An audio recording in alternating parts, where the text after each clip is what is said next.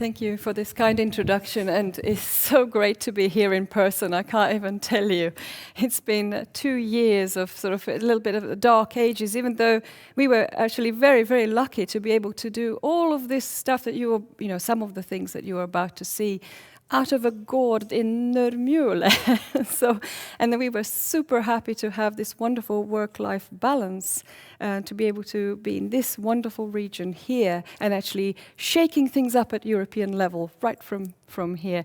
And so I am, as it has been so generously mentioned, actually working very closely with the European Commission. I'm currently, and in the last year and a bit, have been member of the high-level roundtable of President von der Leyen and her big new initiative called the New European Bauhaus.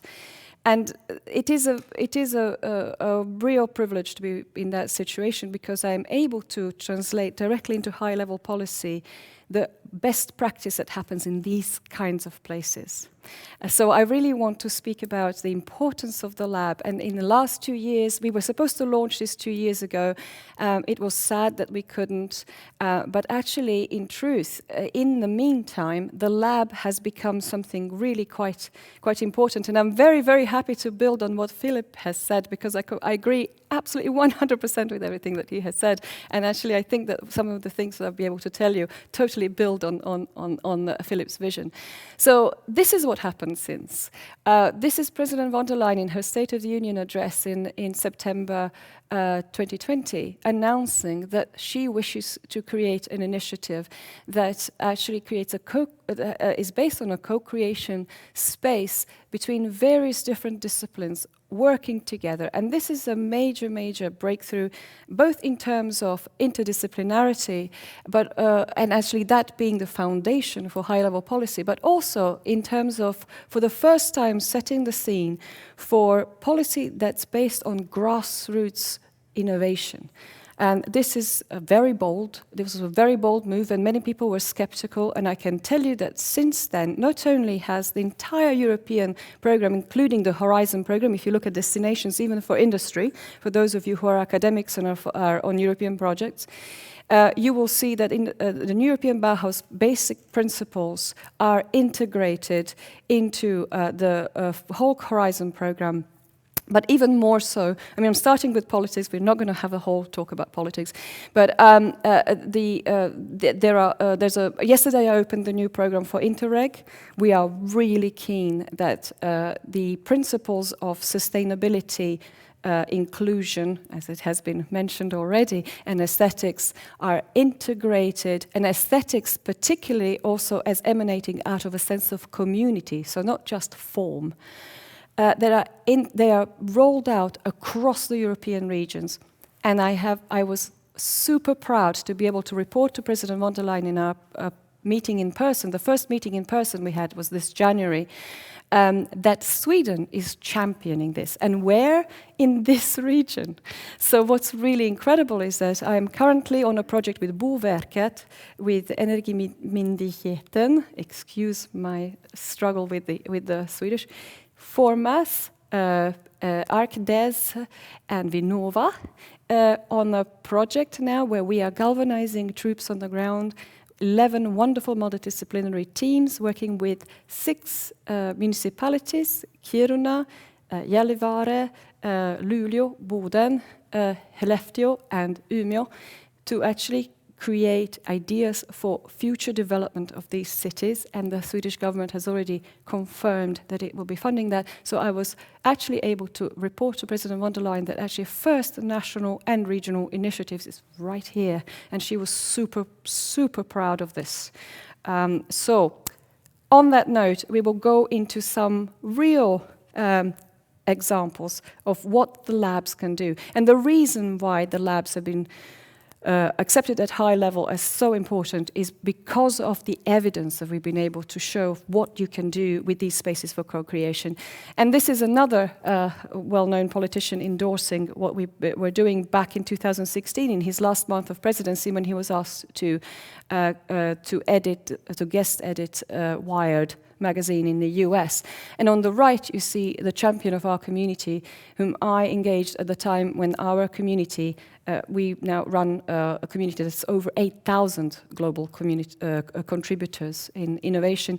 When it went over 5,000, we engaged Victoria Modesta to actually represent our community, because I wanted it to be a woman. I wanted it to be someone who is not afraid to challenge preconceptions, who's not afraid to experiment with technology or to shift paradigms. And she's someone who became then a fellow of MIT, and who actually closed the Paralympics in London, and she's a star in the US now. And so the focus of our labs are always human transformations, and what we can do to actually not only make people equal. So the inclusion in our labs is not just about ticking all of the boxes, but it's about places where we converge. It's about radical inclusion, and it's about how do we enable people with various different innovative tools to be truly extraordinary and people we can all aspire to.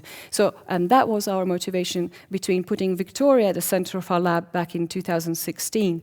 Now, these are some of the results of what happened in our experimentation. Here she's fitted with a carbon fiber bodice and with several sensors. A wonderful designer, Anouk Whiprecht, generated a prosthetic leg for Victoria that actually reacted to particular sensors, and she was able to control smoke from this prosthetic leg. And this was playful and fun, but it was also challenging our idea of what a prosthetic needs to be, or what does a person who has those kinds of needs, what do they actually need, or how do we enable them to express themselves in different ways, use it as a tool.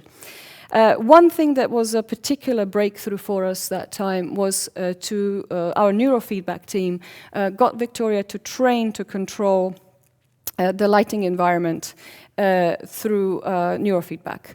And she was actually training for the entire week, and we thought that she might or might not be able to do it. But actually, by the end of the week, she was able to do it seamlessly. So we were really surprised at just how plastic the human brain is, that it can actually coordinate performance, singing, whole kinds of choreography, as well as being able to control the lighting environment using neurofeedback all at the same time. This is the documentary that MIT Media Lab made about our labs in Berlin, and you will see some MIT students actually that at the time Joy Ito sent over to work with us. What's wonderful about this image though, and the reason I show it, is just how many women are collaborating here in this lab, and this is another very, very important topic for us, because when it comes to technological laboratories, you don't often see so many women, and in our labs we actually have real equity. We then took our ideas forward. Our labs are acupuncture points for people to develop their projects and for their own personal development, but the projects develop in between. And in this particular case, we were asked to open Slush. It's 2017, that's right. We've run 20 labs around the world in the past 10 years, so I have to keep track of where all of them were. And in this case, we thought we would take things further with 30 people from completely different disciplines, lots from science and then lots from the arts, joining forces. And what we wanted to do with Slush was do something a bit different. They asked us to open Slush with something a bit different. We had a week of labs.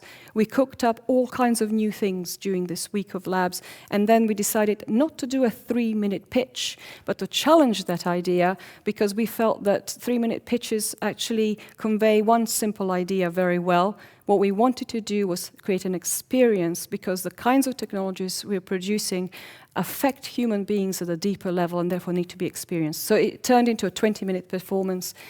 We place at the center Rika Hänninen. She is a vocal coach from the Sibelius Academy, absolutely amazing vocalist. She is very proud to be a blind singer. And the first thing we asked her was, what does she need? I will let her sing folk music with the words from the Kalevala in the background here, if we can hear it a little bit. Here we go, you can hear it in the background. This is Rika practicing. She can do lots of different things. She also does really hardcore, and she can do lots of things with her voice. But we asked her, what do you need? What do you currently... what do you wish you would have on stage when you perform? And she said, well, actually, interestingly enough, I don't know how the audience feels. I can't see them. And so we said, okay, well, let's do something super simple technologically, and that is to actually hook up the audience with pulse sensors and then join them to you. So this is by no means, as everybody who's here a researcher in technology will know, it's no scientific breakthrough. However, in terms of social impact, in terms of communication, in terms of the new environment that this set up, sometimes a simple application of technology in this environment can create a completely new human experience. And this is what happened. We had a rush for the stage at Slush for people to be fitted with those sensors so that they could actually communicate to the singer and the singer could actually respond to them. But the more important thing was for us to take the neurofeedback work forward. And what happened was that because of this wonderful cross-disciplinary environment, the neurofeedback team adapted a system from clinical trials for people with anxiety attacks. Neurofeedback is used to visualize brain activity. And when brain patterns change, they tend to change before an attack. They can be spotted early, and the patient can be trained to start to control it. Or control the attack. Except that this time they experimented by turning the visualization into the musical scale. And so one was able to train to play the musical scale directly from their brain. And it took 2 hours on average for people in the lab to train to play the musical scale directly from their brain. Which is actually already quite remarkable, of course, because you're removing the motorics, so the brain is really plastic and it starts to train to express itself very, very fast. But then Rika put the neurofeedback sensor on, and she was able to play instantly. And then we were all, like the neurofeedback guys said, we've never seen anything like this before. And we said, well, actually, this is very interesting. What we should do is think about how did we define a person during the so-called mechanical era as person with special needs, because they couldn't see the lever to move. And now in the era of brain-computer interfaces, they're far more talented than the rest of us. So, of course, what we then need to do is think about how do we define the future of work, or how do we categorize people in the future, and what are the questions we ask. So this is what drives us. This is why we then go and report to policymakers. Because these are fundamental questions and fundamental redefinitions of human ability. So a little bit of background, very, very fast, because I don't want to bore you with my background, but because everybody says it's so complicated to even understand what I do. I grew up with architects. This is me standing with my father's work at the Museum of Modern Art in New York. I was very proud that 5 of his projects are in the collection. And I then graduated from Royal College of Art in London in design, and then ended up working with Apple, Nike, Nokia type of companies, together with my partner from the Royal College of Art, Peter Russell Clark, who went to Apple on the design of the first iPhone and has been there ever since. This is him in the patenting ecosystem of Apple, one of the biggest owners of patents or authors of patents for Apple. And on the other hand, I was invited 4 times. I actually worked on, consulted on iTunes from the start. I worked with, I was very interested in music data, so I was in very early days, because I observed that well, aside from being a huge fan of music, like lots of people, I observed that the whole music industry was really challenged with their business model as of the advent of Napster in '99. So I was really also interested in data because I had been working with the Financial Times for many years on all of these data streams and organizing data. So because I was into data, I actually ended up being invited by the University of London on a very prestigious project that was funded, or rather we were applying jointly for funding. And because I've been working with Peter Gabriel's companies on how we manage digital music online, they thought that the experience of iTunes and that was really, really useful to the engineers who were actually addressing how to do new ways of searching for music using data. And I will just let you hear one of the final results that ended up on the exhibition together with McLaren and Airbus during the London Olympics. So just a couple of seconds of...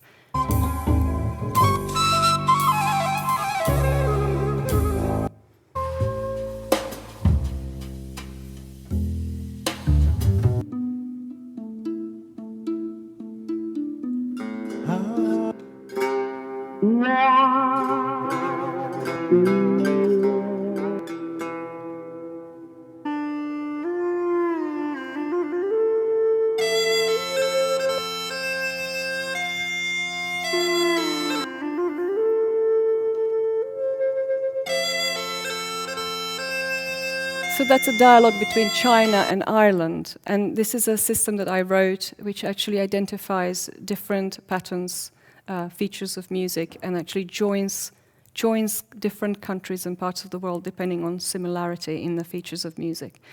Now, this led me to being headhunted by the European Commission. It also led to a patent in music search, but to cut long story short, basically, my ambition when I was headhunted to run a roadmap for this field for the European Commission was that I really wanted to unite academia and industry and artists and scientists in a space of common understanding. And I was told this was incredibly difficult and it was never going to happen. This is us at the London Symphony Orchestra in the Barbican in London doing just that. So academia and industry and science and art working together with the Brainwave Quartet and performing together. This led to this whole huge community that exploded. When I attempted to unite people, it seemed to succeed, and therefore we ended up with this growing community right from the outset, a big festival, lots of contributions. This is us in New Zealand. We were on tour all over the world. As I say, we've run 20 of those, but I'm just highlighting the cross-cultural aspects and also political divides that we managed to bridge. For instance, this is us in Berlin with Rani Dar from Israel and Ahmad Bakri from Palestine collaborating together. Some really major awards, like Ars Electronica, that emanated from the people who were from our community. This is, for instance, a communication with biological systems via sound, and by Robertina Šebjanić, who's become since then fellow of Ars Electronica and currently nominated for 2 awards. Again, there are several other nominations this year, by the way, from our community. Then also teaching children how to collaborate in these environments and also how to experiment. And of course, we know that there's some wonderful things that can be done. Currently, there is some wonderful projects from Erasmus that we're running with more mature students of 17-year-olds in Umeå, actually, and they've been fantastic. But just to give you an idea of the experience that the child goes through.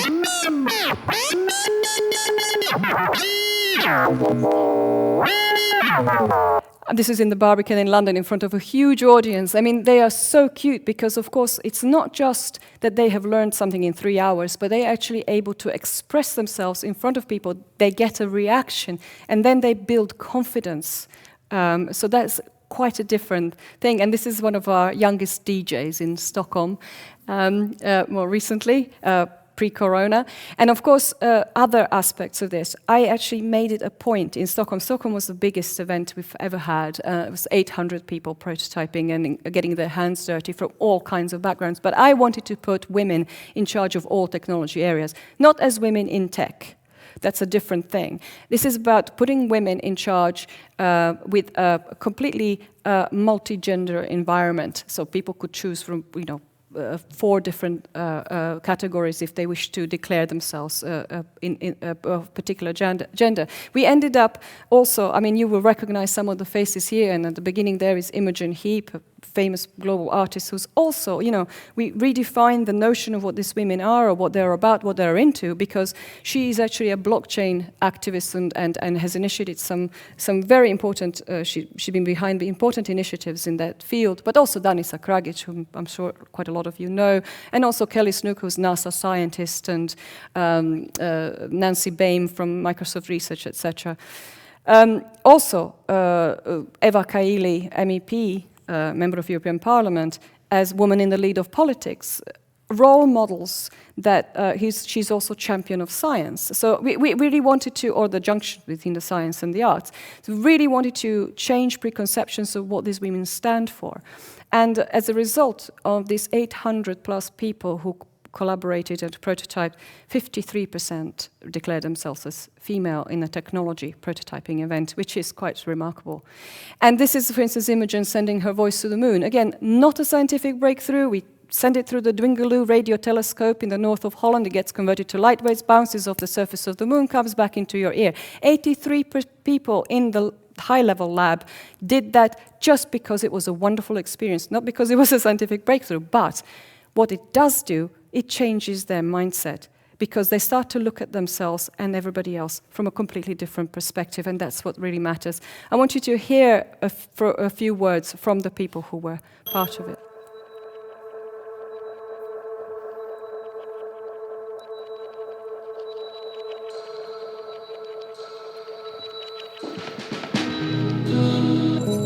We are now 25 meters underground in Sweden's first nuclear reactor, now also known as the Cathedral of Science.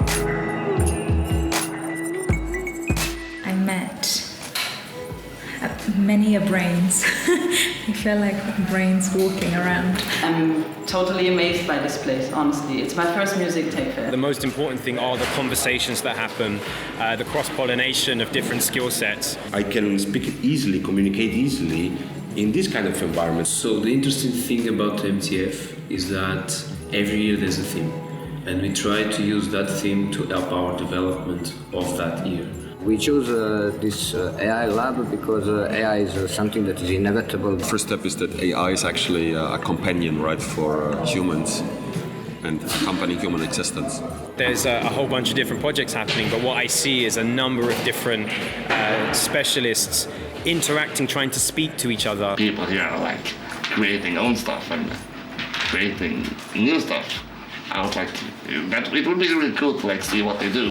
What I think can be interesting is the challenge, what human can already do. If it can expand our boundaries of perception, if it can challenge us to be even more creative. So yeah, I'm really looking forward to see what comes out of it.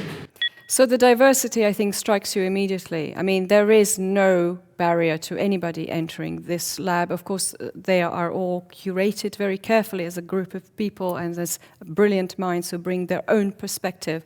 The guys with the dreadlocks actually were behind one of the big Google X Prize challenges, actually. Incredible people. So don't ever get confused by sort of the variety. They're all unbelievable. None of them are more important than others. And this is what this shows, but also the fact that, some of the enablements that we've been able to achieve have been reported here in The Guardian, for example, 3 of our projects. And you saw Tim Palm, or aka DJ Arthro, speak. I will just let him speak a tiny bit more.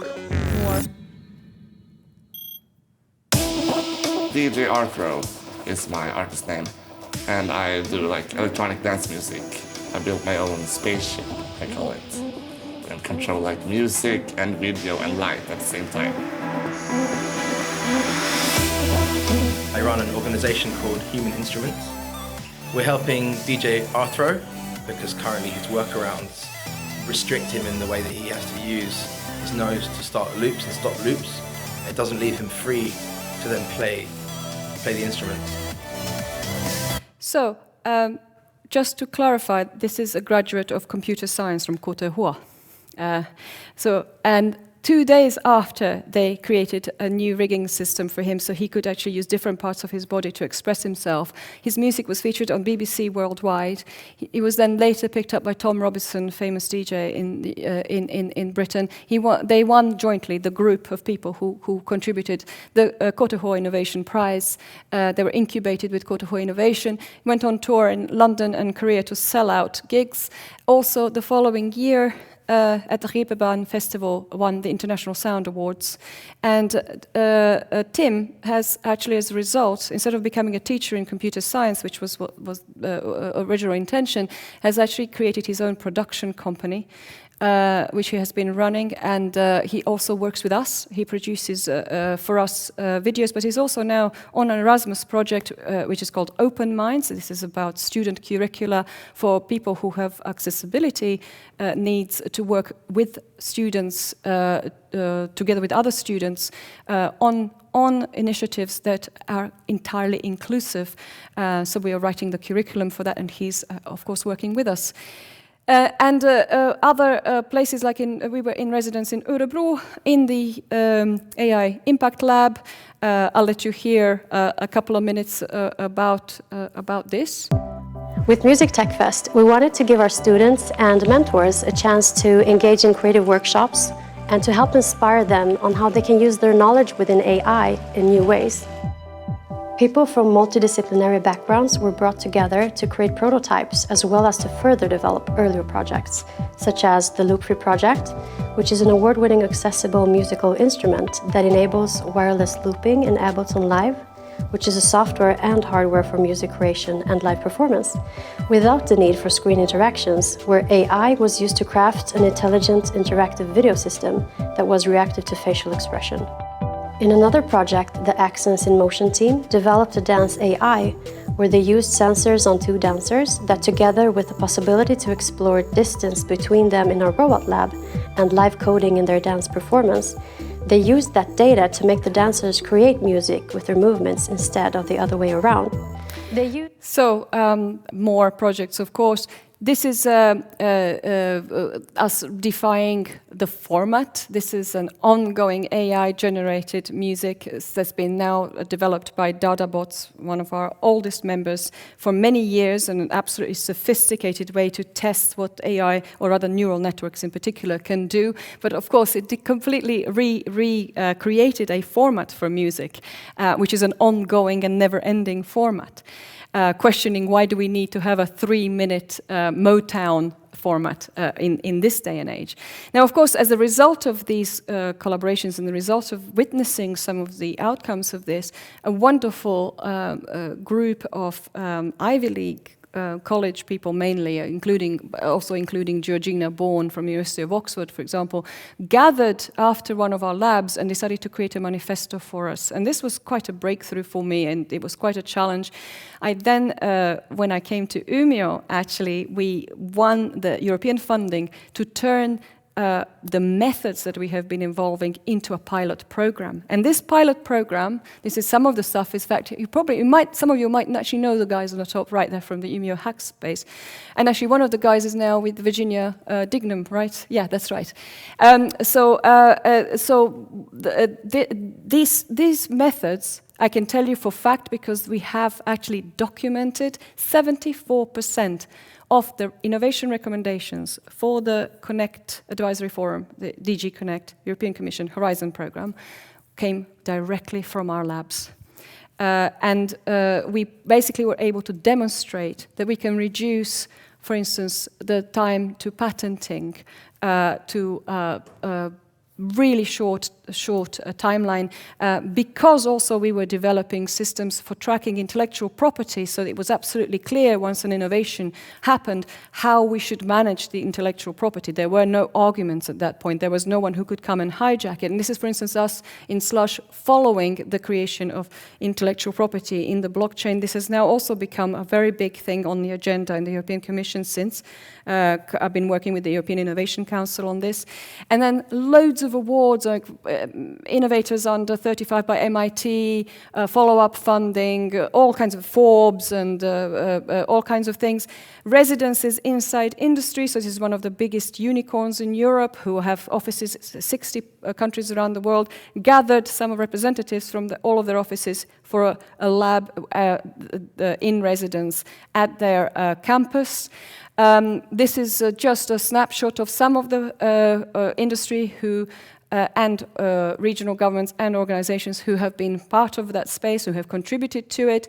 We have scaled it since to industry, something called Industry Commons. It has actually been it's a track inside the Directorate General for Research and Innovation, and I'm not going to bore you with technical conversations, but this is us working on interoperability. So Industry Commons is something that I launched, I proposed as a method to work cross disciplines, to scale some of our methods from the labs, particularly in a space where we need to, particularly in semantic interoperability, so ontologies are, we're creating an ontology ecosystem for that. As a result of that, for example, in our labs during the pandemic, as you can see, we were fully masked. We did 2 labs during the pandemic in Portugal, and we were, for instance, asked by the VP for AI of Tieto Evry, Christian Gutmann, if he could join us. So he spent a whole week learning from our labs. So industry also part of this. And then focusing on this new agenda of the European Bauhaus as it was growing, we wanted to challenge the preconceptions about how to create something that's sustainable and inclusive and aesthetically accomplished as well. So this is Anya Yermakova, fellow of Harvard at one of our most recent labs, where we immersed ourselves in the largest, one of the largest areas of wetland and most biodiverse in Europe. This is literally immersing ourselves with equipment and then bringing it all back to the lab, where we were actually joined by 8 global satellites from across the Americas and across Europe, who are all bringing their knowledge in.